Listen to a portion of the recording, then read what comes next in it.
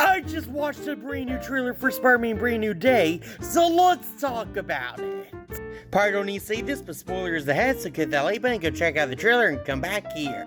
So the trailer starts off as we see Peter being thrown across multiple city blocks in New York City at night, and we see that the opponent that he's actually fighting within this scene is actually the Scorpion. And as somebody who's a big fan of Spider-Man Homecoming, I am so happy to finally see this character making his return into the MCU and playing this iconic Spider-Man villain. But right when the Scorpion is about to unalive Spider-Man, we see something strange happen to Peter's pupils, and something strange happens to him within this fight. He goes all ballistic on the Scorpion, not minding the destruction that he may cause, to the point where he wrecks this cop car when he's trying to defeat the Scorpion and going all out. It's definitely pretty strange, and there's a little bit of added stress to Peter's life now because he's been watching a ton of videos of following Ned and MJ's life during college, and it seems they're going to be moving back to New York really soon. And back with Peter, we see that he is trying to figure out what is going on with his body, and we see him wearing his web shooters for the very first time. By the way, I really love how he just simply sticks his web shooters on his wrist without there being any like bands or anything to them. These are one of the most comic accurate and creative web shooters I've seen in a long time. But unfortunately, it doesn't seem we're going to be seeing a lot of those within this movie, as Peter is now mutating even more to the point where, like Tobey Maguire's Spider-Man, he is shooting webs out of his own wrist.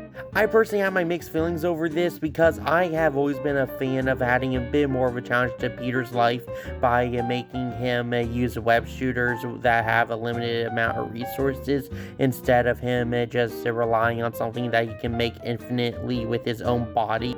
But still, it is a very nostalgic and cool to see happen within the MCU Spider-Man. So, in order to get his questions answered, Peter goes to one person he may know who knows about mutation, that being Bruce Banner. And it looks like since the last time we've seen Bruce, he's been wearing this new control collar on his wrist that helps keep the Hulk at bay so he can stay in his human form for whatever reason. I'm happy to see human Bruce again, but I am a little bit curious to see why he is in this form since he worked something out with the Hulk in the last few years. But I do feel like I'm going to love the dynamic between him and Peter, though. It looks like they're going to have a lot of fun chemistry with one another. So Peter goes on and talks about his problem with Bruce, but still tries to keep it as vague as possible with him being Spider-Man and all. And he just wants to know how he can get rid of the evolving mutation, but still keep the mutation within him that makes him Spider-Man. And as he's explaining that to Bruce, we get this really cool shot here of Peter still web swinging through New York, and he gets hit by this one pigeon. Like, oh my gosh, the web swinging scenes in this movie are going to be absolutely insane to watch. But then Bruce asks Peter a question of how do you decide of what parts of nature are good or bad, which makes me wonder if Peter in this movie is going to have to learn to embrace this new side of him that's currently evolving. And if his spider powers are evolving even more, I do think he has to try to decide of what are the bad parts of his abilities, because I do not think Peter can go on living a single day of life being a giant mutated spider with several limbs. We're finally getting our first look to the main antagonist of this movie, and they're still keeping it under the wraps very well.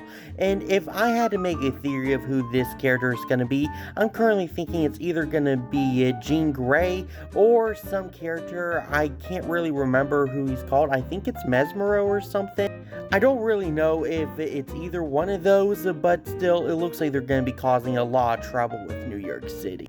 We see that there's this big blast of energy that's causing everybody within the city to move very slowly, except for Frank Castle the Punisher for whatever reason in this shot. We also see that there will be moments where Peter will be able to track the entity that's entering people's bodies, including his, I think, with a brand new feature he's added to his camera inside his mask. I'm not sure if this is intentional or not, but I really like this shot here where he's chasing after this helicopter, because I feel like it may be a reference to the helicopter chase in the PS4 Spider-Man game. And to add with all of this stress for Peter, we see that over back at his apartment, he's greeting his new neighbors who are doing a little bit of research on who Spider-Man may be. And of course, the people doing that research is Ned. We also see Peter finally reuniting with MJ too, along with her new boyfriend. I'm personally hoping Eddie Brock, but there is still a good chance it may be Paul. Oh my gosh, I'm not looking forward to that.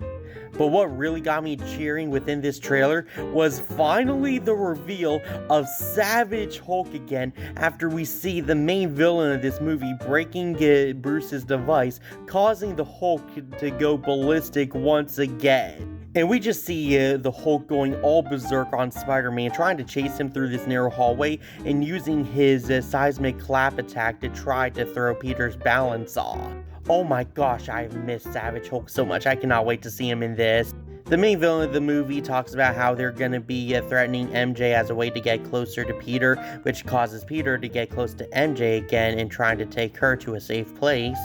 And strangely enough, the safe place that Peter is going to be taking her to is a hideout that Frank Castle's the Punisher is hiding out in. And the way that Peter and Frank are just casually talking to one another is so interesting to me, because it's clear that the two do have some history with one another before. And towards the end of the trailer, we get one last big fight with the reveal of the hand, and it looks like they've come a long way from the technology we've seen them use within the Marvel Netflix shows, as they're using these devices that can try to shock Peter. So in order to fight them, it looks like Peter is going to have to embrace a little bit more to his mutated spider side, as you can kind of see with his pupils getting bigger again. And yeah, the action in this scene is just so amazing. I cannot wait for this prison fight scene. We then see Peter visiting Aunt May's grave once again, as he's feeling guilty about what happened to her in the last movie. And at the end of the trailer, we get to see Peter falling out of this giant building with all of this rubble coming after him, and we see the Hulk tied on to the rubble with Spider-Man's webs. And oh my gosh, this is just going to be absolutely insane to see when we actually do get to see the fight between Spider-Man and the Hulk.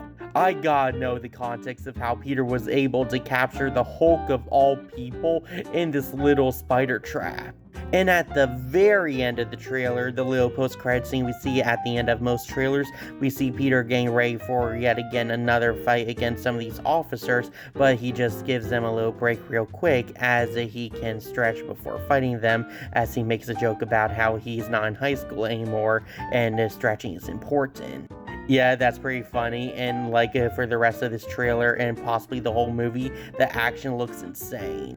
I do hope the director of this movie does more Spider-Man movies, because this looks like it's going to be one of the best Spider-Man movies yet. Anyway, go down to his comments, tell me what you thought of this trailer, and also tell me if you're looking forward to Spider-Man Brand New Day. Share this vote with all your friends, and hit that like and follow button to get all my latest content.